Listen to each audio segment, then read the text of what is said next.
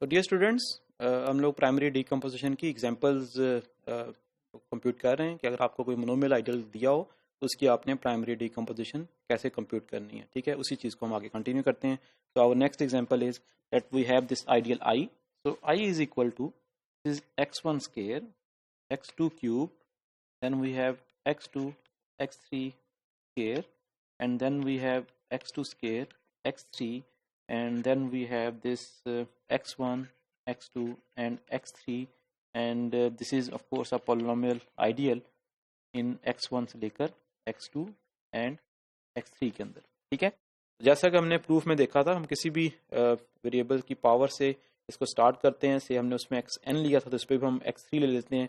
तो सबसे पहले हम x3 की हाईएस्ट पावर लेंगे और x3 की हाईएस्ट पावर के बाद हम वो आइडेंटिटी यूज करेंगे कि i actually can be written as i quotient with x3 square and it is intersection with i x3 square। ठीक है जी, तो ये आइडेंटिटी है जिसको हम यूज कर रहे हैं। अब हम इसका पहले क्वोशंट को कंप्यूट करेंगे। क्वोशंट को आपको पता है कि जब हम क्वोशंट लेते हैं हाईएस्ट पावर के साथ, वो सारी की सारी पावर जो है वो इसके अंदर उस वेरिएबल की खत्म हो जाएंगी। तो आपके पास ये बाकी i कॉलन x3 स्क्वायर जो है that becomes x1 square x2 cube, and then we have this x2 x3 square खत्म हो जाएगा, then we have this x2 square, and then we have this x1 x2, and then we have intersection. And intersection पूरे के पूरे हम जितने भी i के जनरेटर्स हैं उसको एज इट इज लिखेंगे।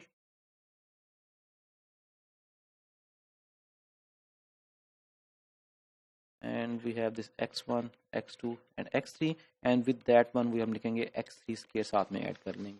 ठीक है, तो दिस इज इक्वल टू, अभी आपके पास x2 की पावर जो है वो 1 है।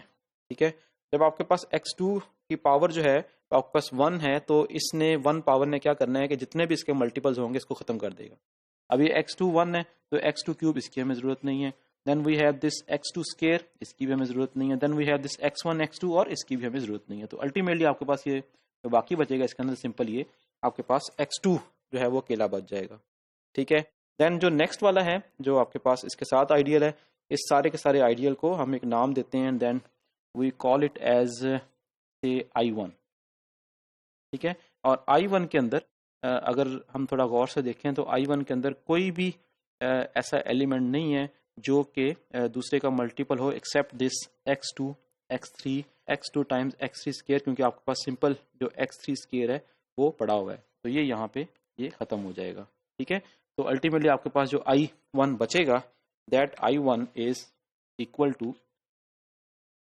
We have x1 square x2 cube, and then we have this x2 square x3 and x1 x2 x3, and then we have this x3 square। ठीक है, तो अब हम x3 के साथ हमने ये प्रोसेस कंप्लीट कर ली है। अब इसके बाद हम नेक्स्ट वेरिएबल चूज करेंगे और ये चीज़ हमने इसके प्रूफ में भी देखी थी। सो नेक्स्ट वेरिएबल आपके पास x2 हम देख लें और x2 की हम हाईएस्ट पावर लेंगे। So that means now i1 is equal to, by the same identity, column with x2 cube and intersection with i1 comma x2 3। ठीक है, तो दिस इज इक्वल टू, जब कॉलन लेंगे इसका मतलब x2 की सारी पावर्स हम खत्म करेंगे तो ये x1 square, and then we have this simple x3, and then we have x1 x3, and then we have this x3 square. ठीक है, एंड इंटरसेक्शन विद, जब हम i x2 क्यूब लेंगे तो i1 के सारे जनरेटर्स एज इट इज। ठीक है, और उसके बाद जो है वो आपके पास साथ में x2 क्यूब के मल्टीपल्स हम उसमें से ख़त्म कर देंगे। तो आपके पास ये जो बाकी बचेगा that is x2 square x3 and x1 x2 x3, and then you have this x3 square and of course x2 cube. ठीक है जी, तो अब आपके पास जो फर्स्ट फैक्टर है ये x1 square x3, this is actually आपके पास सिंगल x3 पड़ा हुआ है।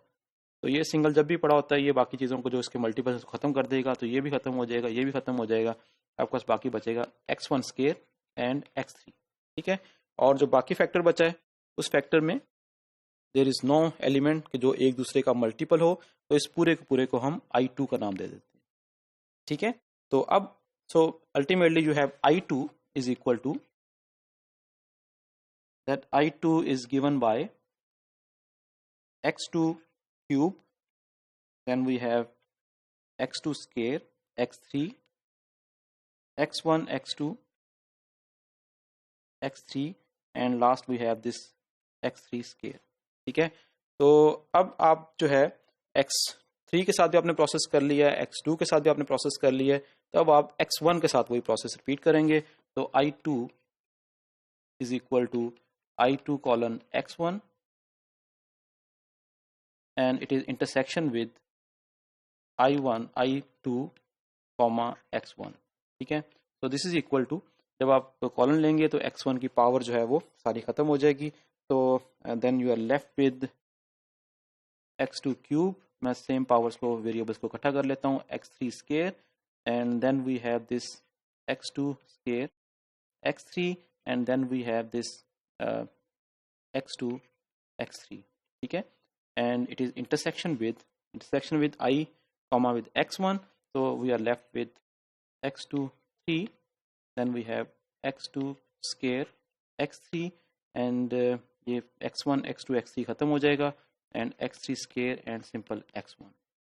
ठीक है, तो दिस इज इक्वल टू, अब इसमें ये x2 x3 है, ये x2 x3 का स्केयर है, तो ये आपके पास ये भी खत्म हो गया। तो बाकी आपके पास एक प्राइमरी आइडियल है, जो कि primary ideal is given by x2 3 x3 square and then we have x2 x3। ठीक है, एंड इट्स इंटरसेक्शन विद, इसकी इंटरसेक्शन जो है इसमें x1 x3 और अगेन कोई भी फैक्टर जो है वो दूसरे फैक्टर का मल्टीपल नहीं है, तो अल्टीमेटली आपके पास इसको हम नाम दे देते हैं as it is intersection with I3। ठीक है, तो ऐसे स्टेप बाय स्टेप हमने इसको इसकी प्राइमरी डिकम्पोजिशन को कंप्यूट करना है। सो ये जो I3 है, दिस I3 इज एक्चुअली, अगर इसको हम देखें तो ये इसमें एक x2 की प्योर पावर है, x3 की प्योर पावर है और x1 की प्योर पावर है, और साथ में जो मोनोमियल पड़ा हुआ है that monomial is actually in 2 and 3। It means कि आपके पास ये जो फैक्टर बन गया है ये एक प्राइमरी आइडियल है। सो I3 is a primary ideal, और उसके बाद ये जो हमने साथ में दूसरा आइडियल लिखा है that is x2 cube x3 square and then we have again monomial in those two variable जिसके पावर्स में लिखा हुआ है, तो this is again a primary ideal.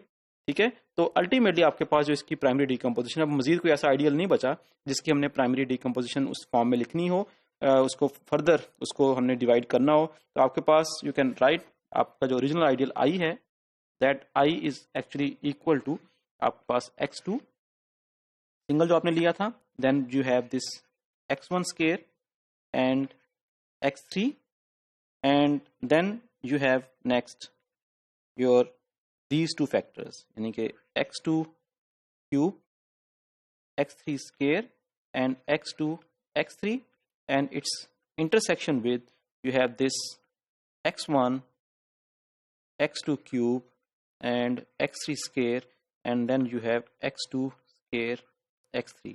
ठीक है जी, तो ये इसकी प्राइमरी डिकम्पोजिशन इस आइडियल की कंप्लीट हो गई है। ठीक है।